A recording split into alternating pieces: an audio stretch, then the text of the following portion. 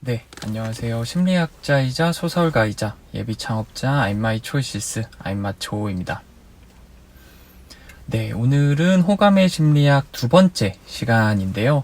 제가 지난 영상에서 심리학자들이 연구한 호감의 법칙 5가지 중에 2가지, 외모와 근접성에 대해 설명을 드렸습니다.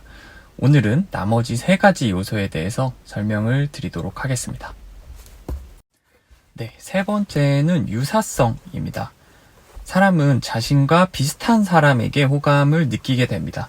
자신과 비슷한 성향과 환경을 지닌 사람과 있으면 어느 정도 예측이 가능하기 때문에 마음이 편하게 됩니다.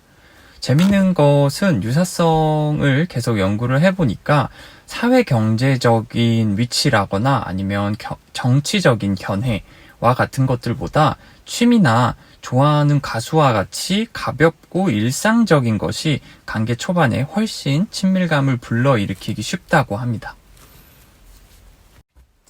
네 번째는 상보성입니다.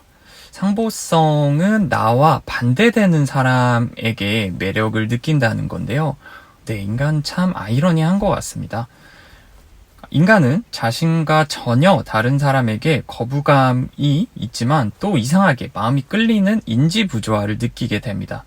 나와 반대되는 그 사람이 나의 부족한 부분을 채워준다고 생각을 하거든요. 예를 들면 되게 권위적인 남편과 수동적인 아내, 이런 패턴들을 많이 볼 수 있죠. 그러면 나와 유사한 사람을 만나는 게 좋을까요? 아니면 나랑 반대되는 사람을 만나는 게 좋은 걸까요? 최근의 연구 결과들은 상보성에 대해서 다소 부정적입니다. 단시간적인 마취 효과라고도 할 수 있고 또 그 힘도 유사성보다 약하다고 합니다. 사람을 처음 알아갈 때는 서로의 같은 점과 다른 점이 절묘하게 섞여서 서로에 대한 호기심이 생기고 또 끌림이 진행되게 됩니다. 그런데 서로 너무 다르다 보면 서로의 성숙도가 매우 높지 않는 이상 잦은 마찰을 일으킬 수밖에 없습니다. 연구 결과 반대로 유사성이 높은 커플들은 굉장히 높은 행복도를 보였고요. 마지막은 상호성입니다. 상대방이 나한테 호감을 보이면 나도 상대방한테 관심이 생긴다는 건데요. 이는 인간이 모두 기브 앤 테이크라는 암묵적인 규범을 지니고 있기 때문입니다.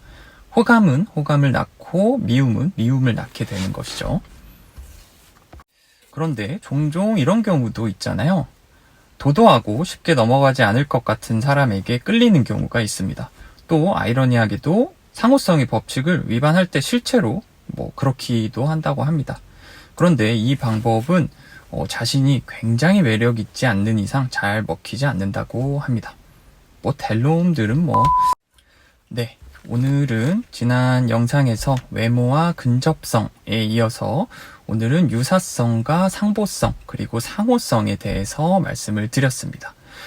지금까지는 다소 심리학적인 접근으로 말씀을 드렸다면 다음 영상의 호감의 심리학에서는 조금 더 직관적인 내용들로 한번 준비를 해볼까 합니다.